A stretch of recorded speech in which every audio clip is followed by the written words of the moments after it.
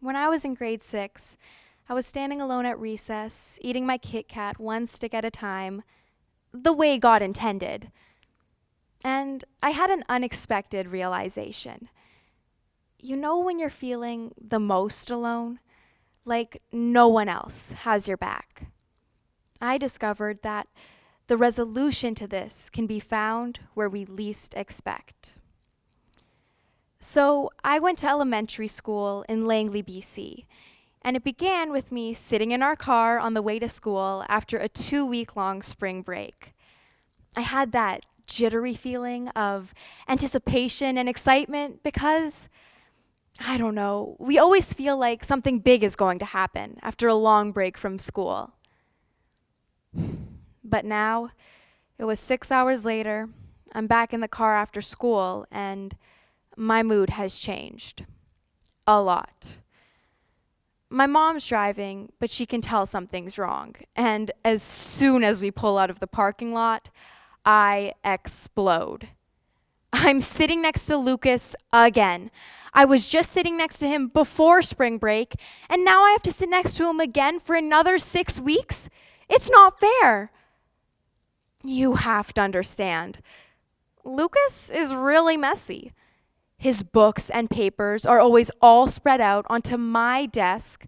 He spills his lunches and drinks, and I'm almost certain he's the one that's been stealing my mechanical pencils. And I've been seated next to him so many times. It's too much for one girl to take. I told my mom, today he asked me something so mean, so horrific. I can't even believe he said it. He said, "Why do you have more hair on your legs than me?" I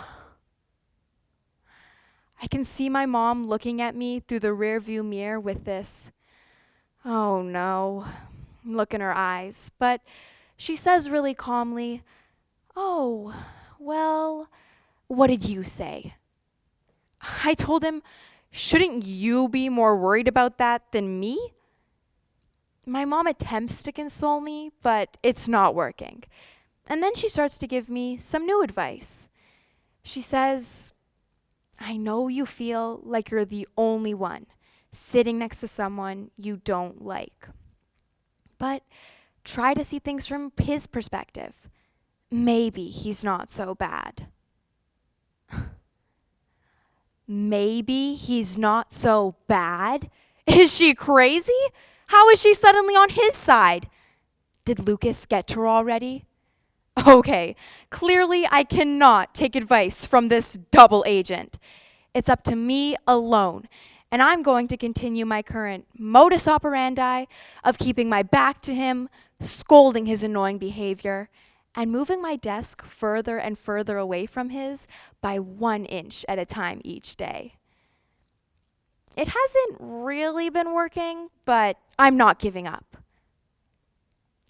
A few weeks later, I'm standing with the girls at recess, and I look over at Lucas with the boys. They're all imitating Lucas's voice and laughing. I notice that he looks uncomfortable and keeps trying to change the subject, but they keep at it almost all recess.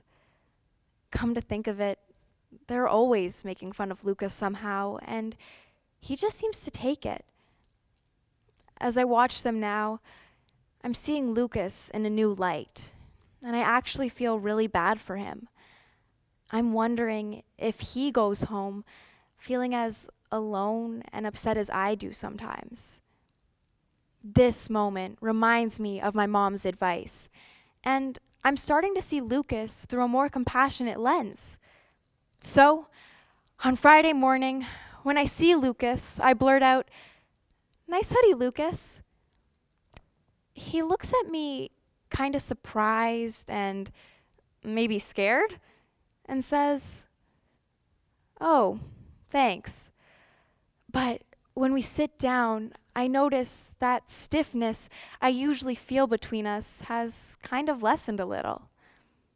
Later, the other 2 kids in our table group are admonishing Lucas for not getting his agenda signed again and thus losing our group points in the weekly draw. And I happen to know what it feels like to have to battle a group of kids alone. So I say, guys, who cares? It's no big deal. Lucas and I become allies in this mini debate for a moment. And I can tell Lucas is wondering why I'm being nice to him all of a sudden. But he's also just happy to have someone's support in this battle. Maybe he's not so bad. Since this seems to be working, I decide to keep going by listening more when Lucas is talking.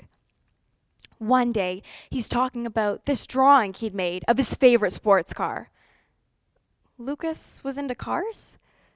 Lucas could draw? Over the next few weeks, I make an effort each day to start a conversation with Lucas, and we keep talking.